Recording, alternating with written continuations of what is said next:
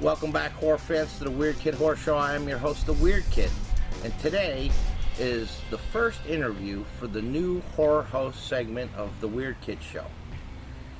Like I said in previous videos, when I was a kid growing up, Channel 56 out of Boston had a show called Creature Double Feature, and it showed two back-to-back horror films, and that's where I was exposed and molded and corrupted, if you will, into the person I am today. I was exposed to the Universal monsters, the Hammer horror movies, the Godzilla movies, the B movies, the Atomic Age horror movies, everything. I watched it all, and I couldn't get enough of it. I didn't know what I was missing, though, because I was reading in Famous Monsters of Filmlands about horror hosts, and I didn't understand it because we didn't have one. It wasn't until I moved to Florida where I discovered Dr. Paul Bearer, and I absolutely fell in love with the guy. He was fantastic. Like I said before, he had a glass eye, and it looked like one was going this way and the other one was on the viewer. He did skits, he had comedy, props, guests, and then of course the movies. He would introduce the movies. Really good stuff. And then eventually, of course, it was Joe Bob Briggs from Monster Vision on TNT, and everyone knows Elvira. But, see, I didn't know how much horror hosting was ingrained in pop culture, because horror hosting goes way back into the 50s. And there was a certain point in time in history where there was near enough a horror host at every network across the nation. It seemed to have died down, but thanks to the internet, there is a new revival. And I want to introduce to you and bring to you these horror hosts across our great nation. Starting with Bobby Gammonster from Monster Movie Night. Now, Bobby Gammonster is not your typical horror host. He also runs and owns Gargoyle Manor in Virginia, a monster museum that you yourself can visit. So, without further ado, I would like to introduce you to Bobby Gammonster from Monster Movie Night.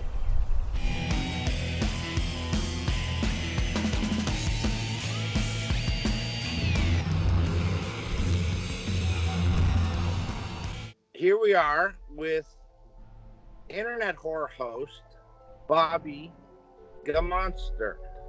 Welcome to the Weird Kid Show, sir. Thank you. I'm very glad to be here. It's an honor having you on here, and you're the first of a segment. I'm going to be doing a whole horror host segment, and you are the first host to kick it off, and I really appreciate you being here. So let me ask you, first of all, congratulations. From what I understand, you've been inducted into the Horror Host Hall of Fame. Yes, and the ceremony will be in September at Horror Hound weekend. Okay, you gonna be able to make it? You gonna go, or? I'm gonna try. If I have to borrow, beg, and steal, yeah, we're gonna try.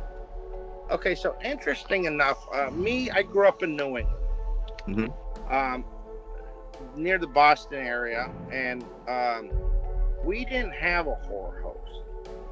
We had a show called Creature Double Feature. Hello, and welcome to the Creature Double Feature. And there was a creepy narrator, and then we had two back-to-back horror movies.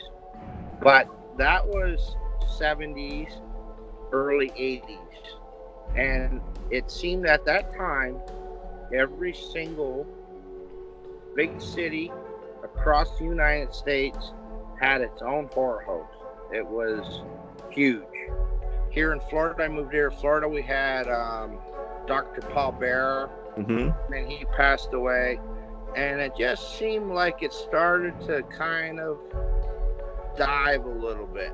But now, it seems like it's making a big comeback, horror hosting. Yeah. But you're not just an ordinary horror host. From what I understand as well, is it true that your home is also a museum? That's right. It's a monster museum. It's called Gargoyle Manor. I opened it up to the public in 1988. I started showing my exhibits that I started collecting when I was 5 years old. Uh-huh. So it's pretty much a way of life for me rather than just a collection. Okay, so you were one of the fortunate ones that when Mom stepped on a monster toy, then gone to garbage and a yard sale, you Now, managed to save all that stuff. now my parents was very supportive. My mom actually would find things at the yard sales or flea markets, and she would say, well, that looks like Bob, and she'd bring it to me, and it would be this creature that was either gnarly or misshapen or whatnot. I'm thinking, okay, that must what she thinks I look like. Uh-huh. Uh-huh. And from what I understand as well, people can go and see your museum. They actually can go into your house. Oh yes. And look at your museum. Yep. All they got to do is give us a call and let us know they're coming, and we'll get the place ready for them. Put out a little bit more dust and make sure the coffins are all made up, and we'll be ready. Okay, and I'm going to provide links for all the viewers. You're in West Virginia? No. Virginia, to the foothills. Okay, all right, yes, okay. I'll provide all the links for the viewers on how to get in touch with you. Yeah, if we're passing through. Yeah, we're actually 20 miles from a place called Mount Airy, North Carolina, which is actually Mayberry, North Carolina, where Andy Griffith grew up and was raised and used the idea of Mayberry. Barney with his one bullet. Yep, and they have a look-alike Barney that drives a look-alike car for people to ride in. Oh, nice. So let me ask you. It's not just you though that's horror hosting on your show. You also have a mascot, don't you? Yes, my co-host Boris. Uh-huh. He's actually sitting on the perch right over there. So. Okay, so what could you tell the viewers about Boris? Oh, Boris. Well, let's see. Boris T. Buzzard. Most people always ask, why doesn't Boris talk? Boris is a buzzard. Uh-huh. Buzzards don't talk. Uh-huh. But he has other ways of getting the point across. In fact, this past Christmas or Yule, my wife got him some buttons so that he can actually have a voice, at least with a yes or a no. Oh, okay. What he has to do is, if I ask him something that he agrees with, he'll peck this. Okay. Or, and if he doesn't agree with it, and I thought it would add a little variety, but no, buzzards don't talk. Okay, all right. So he's a silent partner. He's silent but loud in his own way. Yeah. Okay. So let me ask you, what was your beginning? What was it that you encountered that, like when you were a kid, the burning bush, if you will, that corrupted you? Okay, well, technically, what I was told was we aren't the richest of people and money-wise. But when I was born, we didn't have a, what did they call it, bassinet or cribs. They had a old dresser drawer. That was bed for a longest time until I got big enough to get out of it. So basically it started me out with my very first coffin, if you will, by being a dresser drawer. Well, the next thing that came up was about 5 years old. My mom and dad got me for Christmas or Yule a little bank. It was a haunted house lithograph tin bank. It had vines growing over it. The windows was darkened. And it had a glow-in-the-dark hand that would come out and take a coin or back inside of it. Nice. I played the thing to death. But it started me off. The next thing was a booklet of the Muenster's dolls. After that came famous Monsters of Filmland. And then it just started models and books, magazines, masks, toys, everything. But the thing about the little house was, a few years ago, I was able to get a replica of it. Nice. So it's back in the museum in a glass case. This one won't get played to death. Okay. And obviously there was the films when you were a child. Yeah. Well, much like what you said about having a shock theater type deal. Well, when I was growing up, I didn't have a real live horror host. I didn't actually know anything about real live horror hosts until about the 80s. What we had here in foothills of Virginia was the local TV station over in North Carolina had a shock theater, but it had a static cartoon werewolf that was peering around a tree.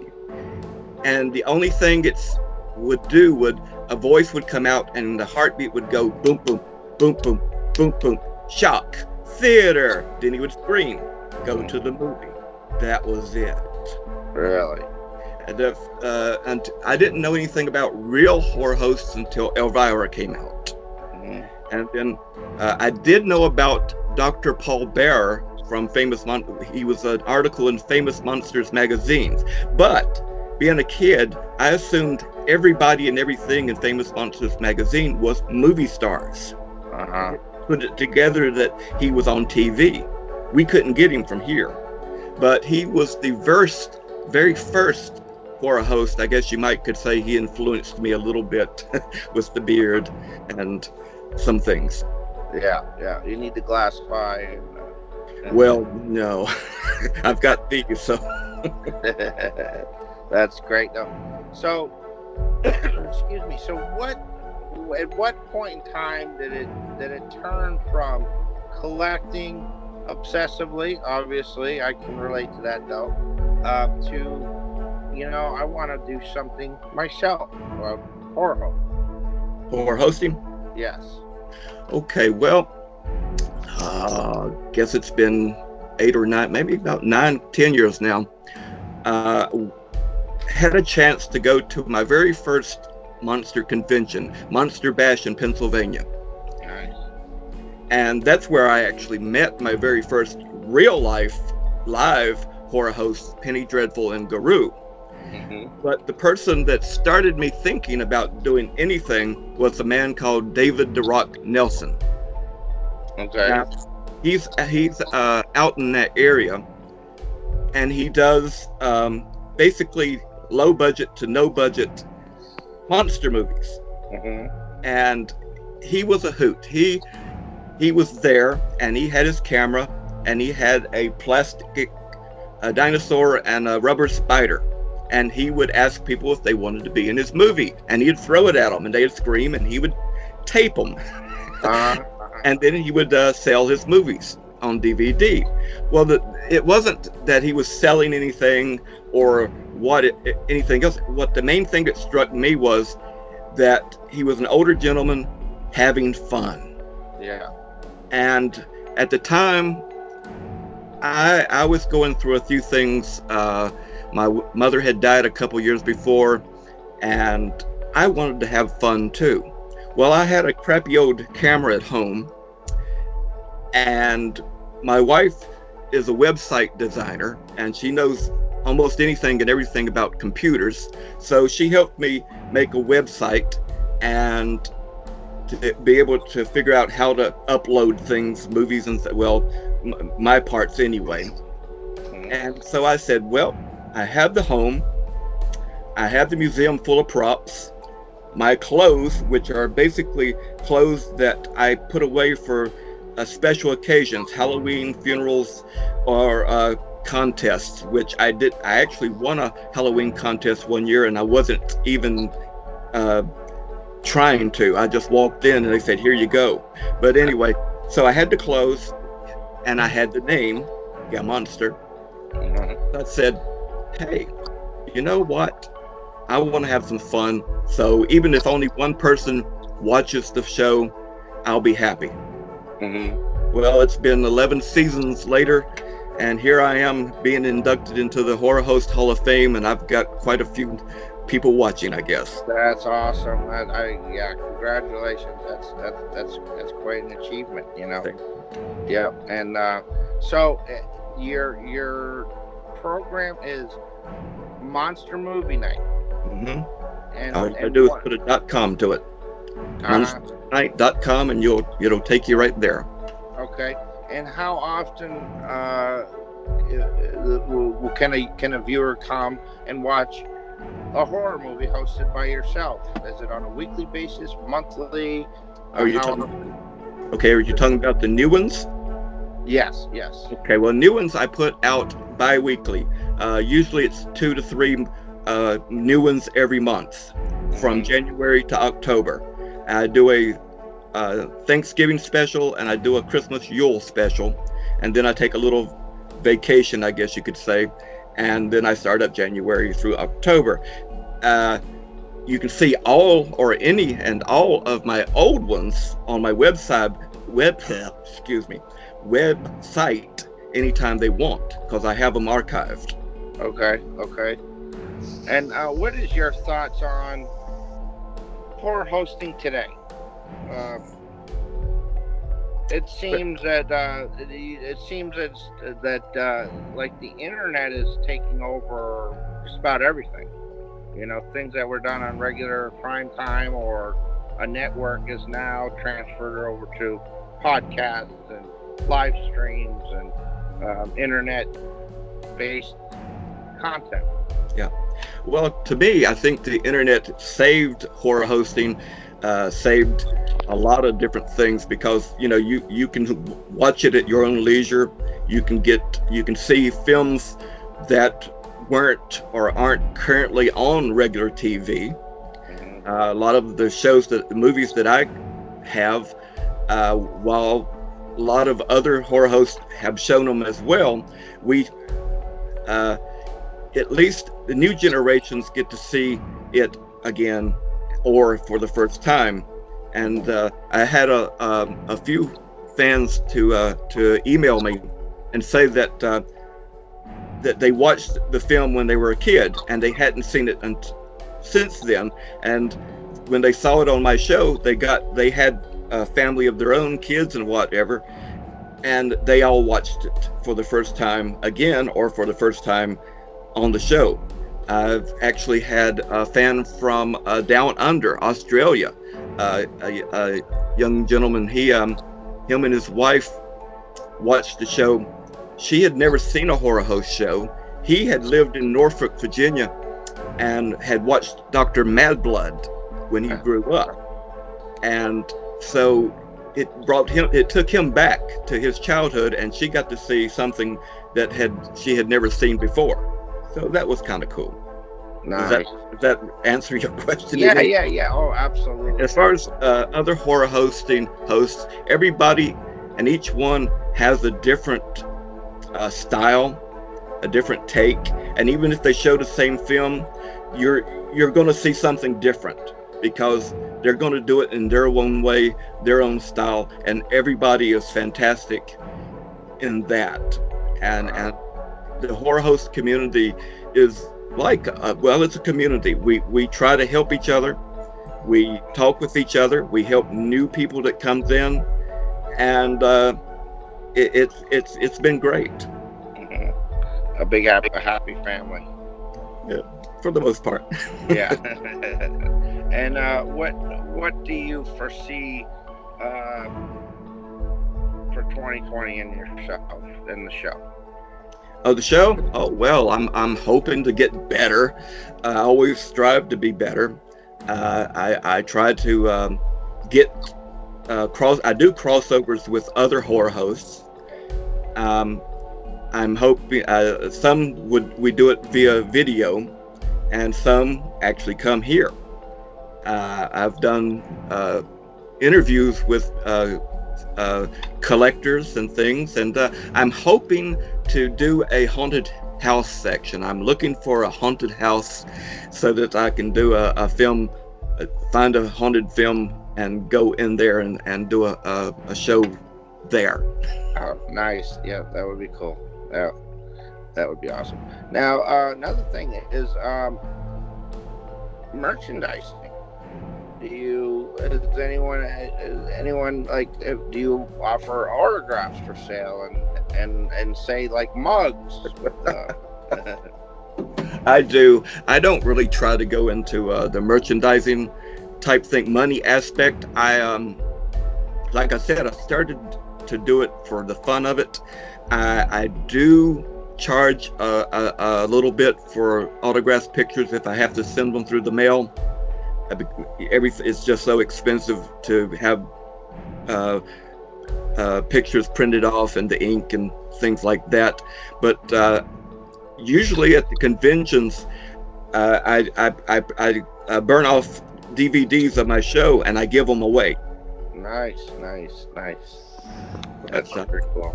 And like I say, we do have the mugs, or we can get the mugs. Other than that, right now, that's about the extent of it. Okay, well, I'll tell you what, you got my support, and you got the Weird Kid endorsement, and I'm gonna certainly keep an eye out and come and hope to catch you one of these nights when you upload one of your movies. And, well, you can catch one right now. It's called The Legend of the Werewolf, starring Peter Cushing. Oh, nice. Yeah. That's a good one. Hammer horror film, isn't it? No, that's actually not a Hammer, because Hammer's not public domain, but it looks like a Hammer film. It's actually well, it's not an Amicus either. It's a small, low budget company that wanted to look like Hammer, so they tried to make it look like Hammer's Curse of the Werewolf with Oliver Reed. Yeah. But they couldn't afford him, so they got Peter and made it look like a Hammer, but it's not really. Yeah, I'll have to check it out. So sure. And do you mind if I don't know, 6 months, or even when you come back, if you make it in September, we touch base with you again? Sure. Okay, that sounds good. I might pay that small fee for a couple of autographs. Maybe we can give one away to the viewers. Sure. Just give me a email or chat, or we'll get you with something. Okay. And like I said, we're Bobby Gammonster, internet horror host of Monster Movie Night, and the owner of Gargoyle Manor. Am I saying that correctly? That's right. A monster museum. Mm-hmm. And I have seen videos. I think I saw one on your website with a little tour of what you have. And you have a tremendous, a huge collection. So if anyone's passing through town, I think it would be very worth looking you up and stopping and checking it out. Thank you. Yes, absolutely. So, Bobby Gammonster, I appreciate this very much. And thank you for being on the Weird Kid Show. Oh, thank you for having me. Absolutely. And we'll be in touch. All right. Thank you. You have a good evening. You too. So there you have it, guys. Bobby Gammonster from Monster Movie Night. Check down in the description. I'm going to include his webpage where you can visit and check on the archive shows that he's done and keep tabs on his future events, as well as his contact information. I encourage you, if you happen to be in Virginia, in his neck of the woods, reach out to him and stop by and check out Gargoyle Manor, his museum. If you haven't done so already, please like and subscribe and click that bell. It's going to inform you when I upload another video. And I'm telling you, there's more to come. This is just one segment of many on the Weird Kid Show. I want to remind you, this is a horror variety show. I'm just getting warmed up, ladies and gentlemen. We've got a lot of variety for you to come. Please comment. Let me know what you'd like to see. Perhaps there's a horror host from your neck of the woods that you'd like me to try to interview. I'd be more than happy. So thank you. Until next time, I appreciate you. Peace.